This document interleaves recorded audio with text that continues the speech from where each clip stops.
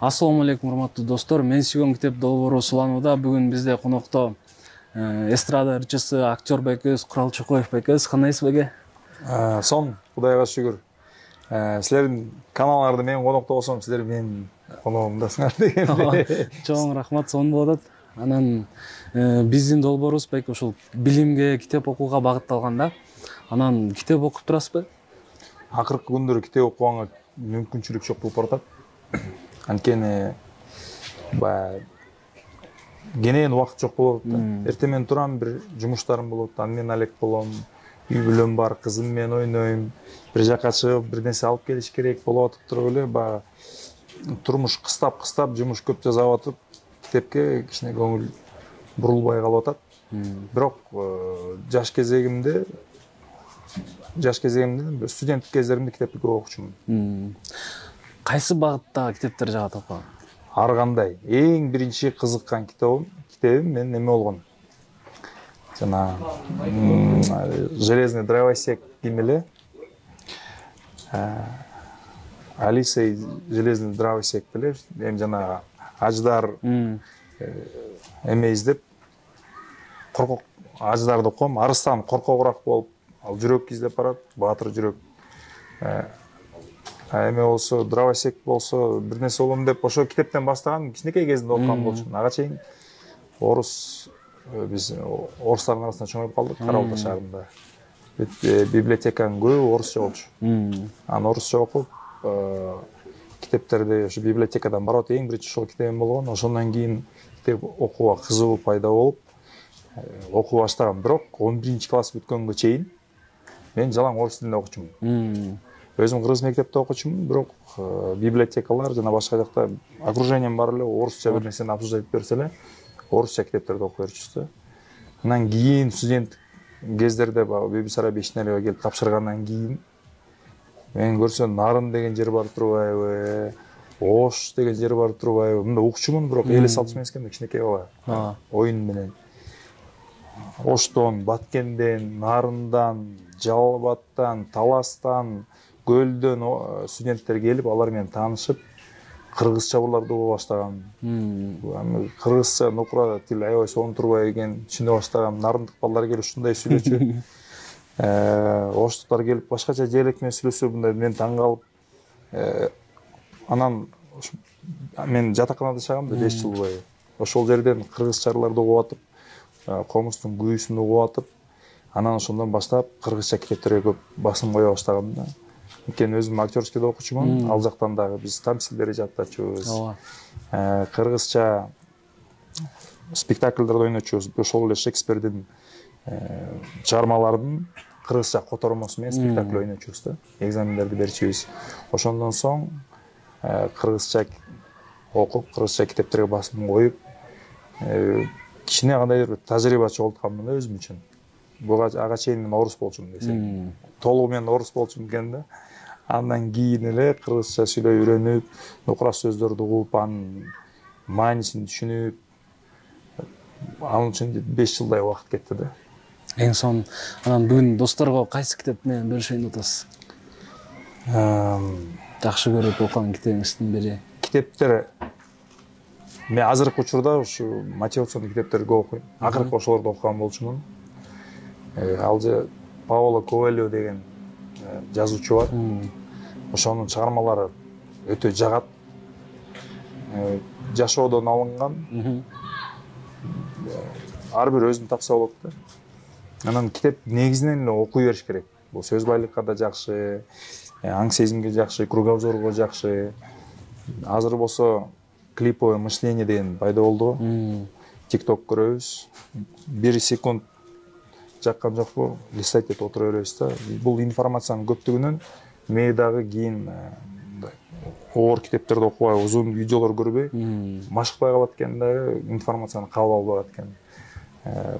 Ошо клиповое мышление болуп эле балдарыбыз китеп окубай калды. Ойманында алыстап кеттим окшойт. Эмне деген эле? Кайсы китеп? Ошол. Негизинен любой эле китепти окуш керек. Мисалы, сиздин жакшы көрүп окуган китептериңиздин бири? Мен профессия боюнча көп китеп окугам. анан бир багыт алып мома жагат деп айта албаймын да. Бул информация да. Информациянын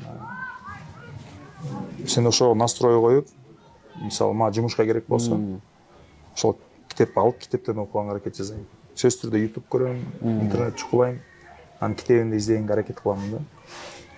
Мисалы үчүн театр дүйнөсүндө чыгармаларды окуйсуң. Шекспирдин чыгармаларын, анын спектакльга жазылган сценарийлерин окуйсуң. Приключенческийлерди окучумун. Азыр андан кийин барып мотивационный окуп баштадым. Азыр болсо көрүп драма жандай романдарды окуй баштадым да. Бул эми ар бир адамдын возрастына жараша окшойт да, тажрыйбасына жараша. Мисалы мен 18 жашымда түшүнгөн нерсени кругозорум жеткенге чейин китепти, любой китепти окусам, мен аң сезим жеткенге чейин ошол информацияны кабыл алчу экенмин да. Кийин эле бир китепти алып окуп көрсөм, ал жерде андан тышкары көп нерселер бар экенин түшүндүм да. Анткени мисалы 18 жашымда окуп, 25 жашымда окусам, мен тажрыйба топтоп калган болом. Көз карашым кичине кеңирээк болот. Китепти окуганда өзүмө дагы бир кандайдыр жаңылыктарды чукуп чыктым да. Мен сунуш кылам барыңыздарга. Бизде кандай түшүнүк? Жаш кезде эле окуп, мектепте кыйнап атканда окутуп эле, анан китеп таштап коймой дегенчи. Бир эле чыгарманы айландырып келип, бир 5 жылдан кийин окусаңыздар, бул кадимкидей башкача чыгарма болуп келип чыгат экен да. Ошон үчүн сунуштайм. Эң биринчи кесибиңерге жараша, кесиптен тышкары кызыкчылыгыңарга жараша. Бирөөлөр мисалы үчүн приключение жакшы көрөт. Бирөө роман жакшы көрөт, драма жакшы көрөт дегендей. Бирөө информационный китептерди гана окуйт.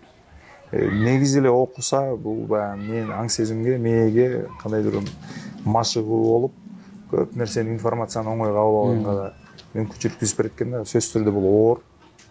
Биздин мектепте сабап урушуп окутулчу эмес эле. Кийинчерээк өзүм кызыгып окуй баштадым. Азыр болсо убакыт жоктугунан окуй албай калдым. Бирок азыр мына кичине бош убакыт болсо, мен атайын көлгө келип иш кылып атам азыр. Убакыт кененирээк болот депчи, күндүзү кечке чейин эч нерсе жасабайм. Китеп окуйм деген ниет менен возраст ушундайбы же өзүм ушундайга жакын болуп баратамбы? Природага алыс качып эле, кышкысын тоого качып, лыжа тээп, анан көбүрөөк свободный учурларда дагы жөн эле отуруп китеп окуп деген сыяктуу. Мурун болсо бийлеп, ырдап издечүмүн, азыр болсо андайга кача баштадым. Бул баягы возрасттан эле окшойт дегендей. Жакшы. Ар бир айтып кетти информациянын жыйынтыгы, ар бир китепти бир эмес 2-3 жолдон окуп чыксаңыздар, көбүрөөк информация аласыздар. Аң сезимиңерге жараша, тажрыйбага жараша жаңы информация чыга берет экен. Жакшы. Актерскийди окудум деп айтып калбадыңызбы? Ал жактан баягы сценарийди көп окуйсуздар да. Ооба. Ошодо эсиңизде калган, мисалы, болот го аябай таасир эткен жашоого. Учурлар, балким каармандын бир сапаты же окуясы бөлүшүп кетсеңиз. Студенттик кезде биз көп Чыңгыз Айтматовдун чыгармаларына басым койдук. Биз жөн эле окуп койбостон, ал жактан сөзүн жаттачубуз да. Башынан аягына чейин жаттачубуз. Чыңгыз Айтматовдун чыгармаларын аз окуп чыксам башкача болуш керек, бирок ошол кезде кандайдыр бир кыргыз жыттанган, ошону ойногондо дагы Даниярдын образы, көбүнчө Даниярдын образын ойночумун. Кичине боюм узунураак болчу баарынан. Ырдап, анан эң татынакай эле болчумун деп тамаша. Кичине боюм узунураак болуп, арыгыраак болчумун да. Шабжак деп коем. Ошол Чыңгыз Айтматовдун чыгармалары менен биз көп жакка барып, Казакстанга барып, казакта бауырдастарыбызды таң калтырып келгенбиз да. Чыңгыз окуп баштайм десе адам, кыргызча китептерди окуп Чыңгыз Айтматов сунуштамакмын да. Чыңгыз Айтматовду окусаңыздар, анан окууга сүйүү пайда болот дегенге мен ишенем. Ушул сунушум ушундай. Жакшы. Анан китеп окуу эми биздин дайыма берип жүргөн сурообуз бар, эмне үчүн китеп окушубуз керек дегенчи. Мисалы, окуучу болобу, чоң адам болобу, баягы чоң ата, чоң апаларыбыз болобу, эмне үчүн адам негизи эле китеп окуш керек деп ойлойсуз? Ошо жана клиповое мышление деген ошо жерден келип чыккан да. Биздин информация кабыл алуубуз кыска болуп калды да. оор информацияны эч кабыл албай калат экенбиз кийинчерээкчи. Мен мурун китеп окуу, узун видеолор көрсөм, азыр көрө албай баштадым. TikToктун айынан, Instagramдын айынан. Мурун YouTube көрүп, аз дегенде 20 мүнөт, 1 саат көрчүмүн. Анан радио укканда дагы сүйлөшкөн радиолор кое болчумун. Азыр өзүмдү өзүм ушундай байкап калдым, өзүмдү өзүм кармап калдым дегендейчи. Узун кичине видео болсо эле мындай түрдүрүп көрүнгүлө берет да. Түрдүрүп эле аягынан эмне деди болуп экен деген сыяктуу. Бул демек китеп окубаганыман, жанагындай кыска видеолор көргөнмөн, меники да ушундай клиповый мышление болуп барат окшойт. Мен 36 жаштагы адаммын да. Вроде түптөлүп калышым керек эле. Элестеткиле кичинекей балдарыбыз биздин китеп окубаса, жалаң эле TikTok'ту карап отурса, жалаң эле Instagram карап отурса, аң сезими, информация кабыл алышы аябай оорлошуп калат да. Ошондуктан кичинекей балдарга да урушуп эмес, китеп кызыктырып окутканга аракет жасаш керек да. Любой китепте. Жомок болобу, же болбосо бир сынган кылыч болобу дегендейчи, эми сынган кылычка чейин барыш керек. Жомокторду окутуп, кызыктырып окутуп, анан бул баягы ой жүгүртүүнү дагы өрчүтөт китеп окуу. Мисалы, биз кино көргөндө бизге даяр информацияны сүрөт жүзүндө көрсөтөт да. Биз ошол кинонун сүрөтү менен калып калат экенбиз да. А китеп окуганда биздин баягы ой жүгүртүүбүз жана фантазиябыз өрчүт экен. Ошо китеп окуганда сен мисалы бир персонаж болсо, Данияр болсо, сен Даниярды билбейсиң, көргөн эмессиң, бирок өзүңдүн фантазияңда Даниярдын сүрөтүн тартып баштайсың да. Жамилянын сүрөтүн тартып баштайсың, экөөнүн китепте болуп аткан жана жайлоону элестетип баштайсың. Соң козо берет го. Ошол фантазияны өрчүтүп, бул кандайдыр бир чыгармачылык эмелерди ачабы, жазуучулук таланттарды ачабы. Негизи ошол эмен информация кабыл алууну жакшыртат. Ой жүгүртүүнү жана фантазияны күчөтөт. Китеп окуш керек. Биздин максатыбыз ушул, сиздер аркылуу китеп окууга чакыруу биздин көрөрмандарды. Анан эң жакшы көргөн жазуучуларыңыздан айтып өтсөңүз. Эң жакшы көргөндөрүм Чыңгыз Айтматов. Көп. Мен бир убакта туруп, эмнегедир 18-19 кылымдын чыгармаларын Тургеневтерди окуп калганмын да. Поездда кетип баратып, өзүмө кусалык болуп, ар кандай информация издеп колума түшкөн китептерди окуй баштагам. Анан баягы театральныйдан кийин дагы бизди китеп окууда урушуп берчү эле. Бош убакыт болгондо эле китеп алып, анан ошондой спектакльдерде ойноп калгам. Анан ошону окуп, ошол замандын учуруна, ошол учурга барып келгендей болгонмун да. Тоже фантазия тартылып, мурун мисалы үчүн кат жазса, бир жумалап кат жазчу экен да.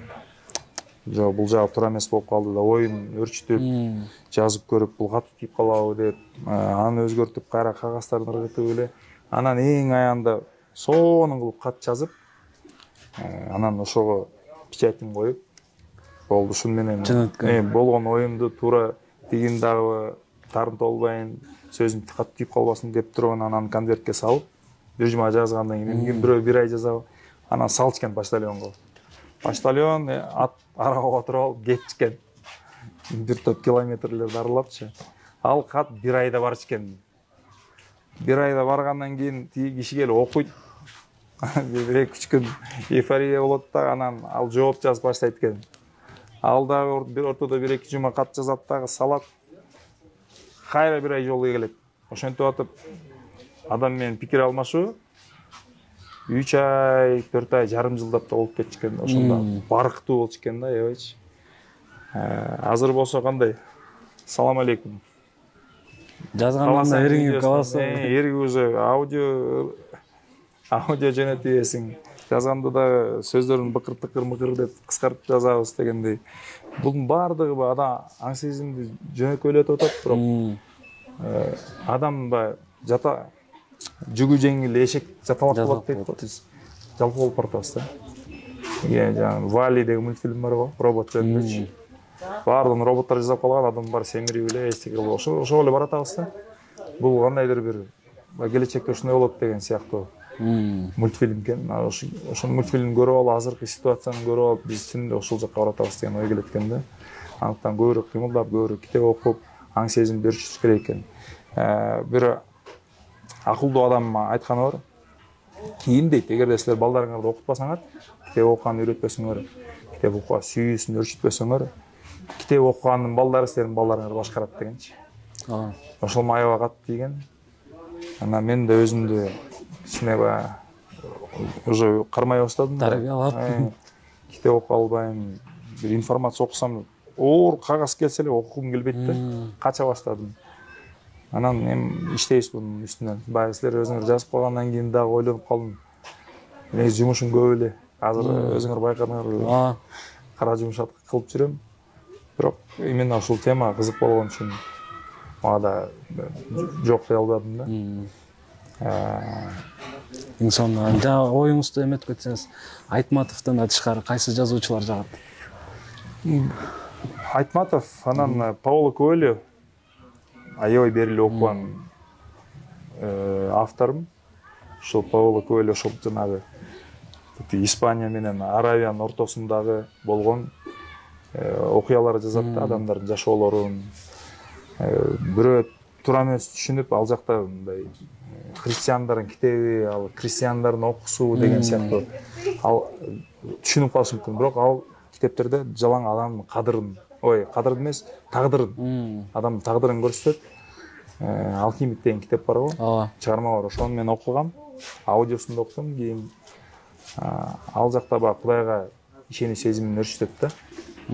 Адам эмеге Алжир жака түшүп, Африкага келип мусулмандар менен сүйлөшүп, алар менен пикир алмашып, алардын Кудайга болгон сүйүүсү, максаты, Меккеге барып келсем экен деген ниеттери көп китептен окуп, сонун информацияны алып, ошого бир жыйынтык чыгарып, ошо менен жашаса болот да.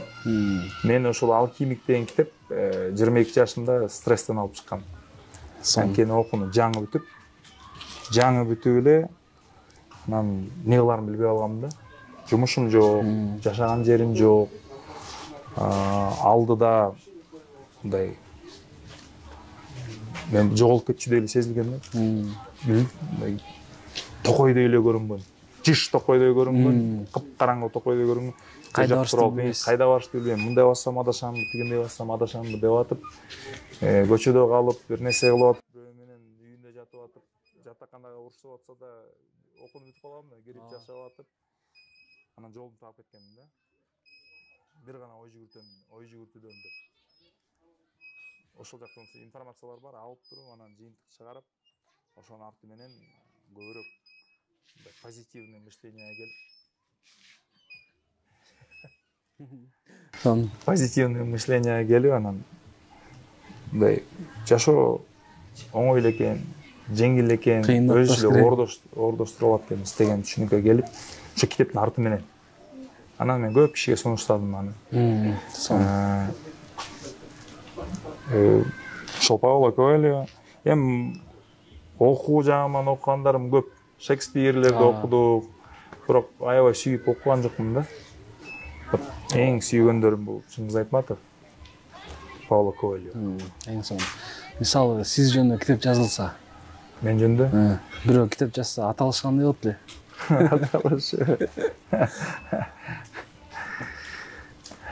Аталышы эч ойлоп көрбөптүрмүн, бирок кызык эле болот окшойт. Мен негизи өзүм жашоомду кызык деп эсептеймин да.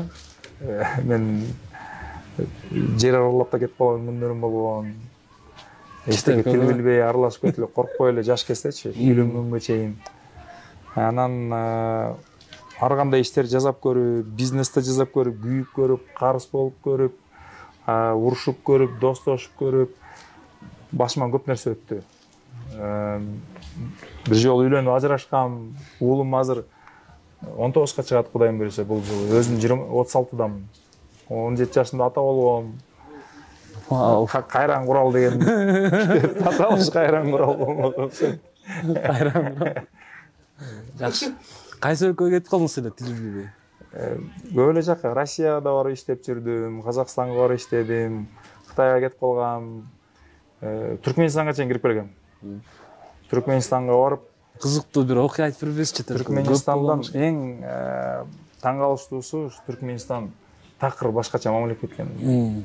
Түшүнгөндө мен оюм жок болчу. Түркменистан кандай мамлекет, анан сон фестиваль болот деп эле жөнөтүшкөн.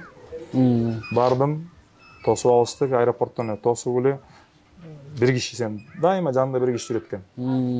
Түштүк, мен бирөө үйгө чалып койдум дедим, десем, симка алып алсам болобу десем, жок деди. Машинесин түшүрүп алып шаарын кыдырды. Түшкү бир 2 болчу. Шаар тимиле кычырайт, жолдору чоң, үйлөрүн бар, мрамор. Сонун бирок бир жөн жүргөн адамды көрбөйт экенсиң. Анан мен кызыгып сурадым, эл каякта десем, жумуш учурунда элдер көчөдө жүрбөйт дейт.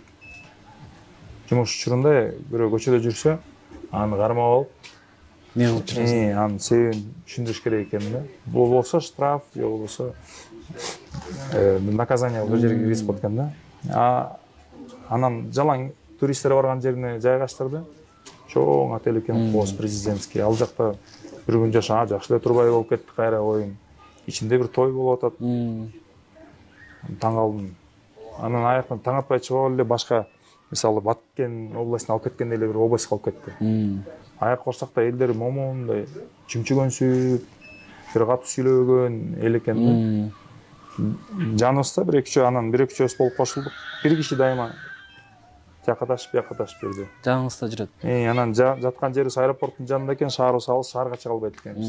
Аэропортунда алтын немеге торго камап койгон чымчыктай эле болуп кеткенсиң да. Анын журналисттер келип интервью алып атты кайра-кайра. Президенттин эле мактап берет экен. Бир 2 сүйлөм сайын эле биздин президентибизчи дей берет экен. Ар бир автобуста президенттердин сүрөттөрү бар экен. Ар бир мекемеде президенттин сүрөтү бар экен. 2 президенттин жолугушуусу болмок. Эртеменки 6-дан баштап кечки 6-га чейин,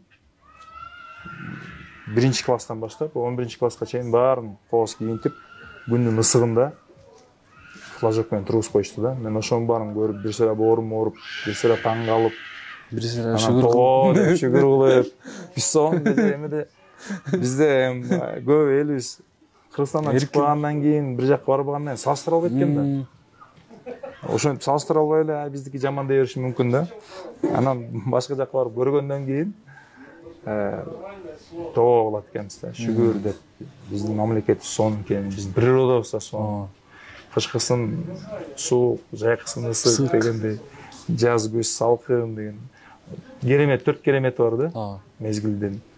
Анан Ысык көл башкача, Ош башкача, Талас башкача, Нарын башкача дегендей.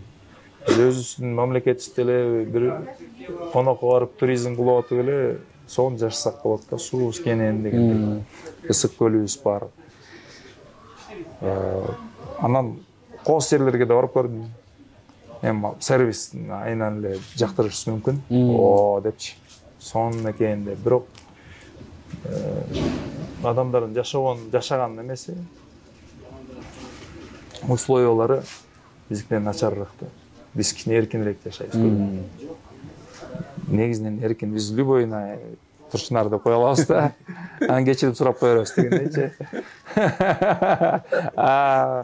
Башка жакта андай эмес, коркуп турушат. Түркменистанда президенттиңер кандай десем, самолет учуп кеткенге чейин сонун деп аткан. Учуп кеткенден кийин ошо президентти урдум деп айткан күндөр болгон да. Андыктан шүгүрчүлүк сонун мамлекетте жашайбыз. Сонун. Биздин көрүүчүлөргө дагы бир китептерден сунуштап өтүңүзчү. Окуш керек болгон, ушуну окугула деп, ушул китепти окусаңар пайдасы тиет. Мисалы үчүн, вообще китеп окуй элек адам болсо, жөнөкөйдөн баштагыла, жомоктордон баштагыла, приключенческий китептерди окугула. Анан психологиялык жактан китептер болсо, Карнегини окуш керек сөзсүз түрдө. Бизнес жагынан болсо, Бедный папа, богатый папа деген китептерди окуш керек. Албагы бар. Мен муну окуп эле ушун мен сонун болуп кетем деген информация алып кетем эмес да. Бул информацияга дайым болуш керек экен да. Жашоодо бир кандайдыр бир кырдаал келип калып, ошол учурга келип калса, керектүү китеп келип калса, окуп информацияны кабыл алат экенсиң да. туруп эле мен моуну окуйм деп алып келсең кирбейт информация мээңе. Ошондуктан кандайдыр бир кыйынчылык болду же кандайдыр керекчилик пайда болду, ошол учурда ошол багыттагы информацияны издесеңиздер китептер өздөрү чыгат. Биз жашоодо мындай экенбиз, локатор күйүүсүнөнчө, радарлар күйүүсүнөнчө информация келбейт экен да. Эми жөнөкөй жалпак тил менен пример келтирейин. Үй алып, үйгө мебель алып аткам. Анан матрас издеп таппайм да. Матрас издеп таппайм. Тиге чалам, буга чалам.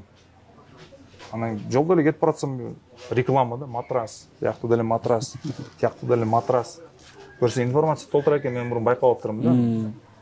Демек, мен ага кереги жок болчу. Радарларым күйүк эмес болчу, көңүл бурган эмесмин. Анан бир нерсе керек болуп, мисалы бизнес жазып атамбы, маркетинг деген эмне деп баштасам, уже маркетинг боюнча китептер чыга баштайт. То есть биз өзүбүз ошол керек болсо, керек деп информацияны издеп баштасак, информация өзү келет да бизге. Эң сонун.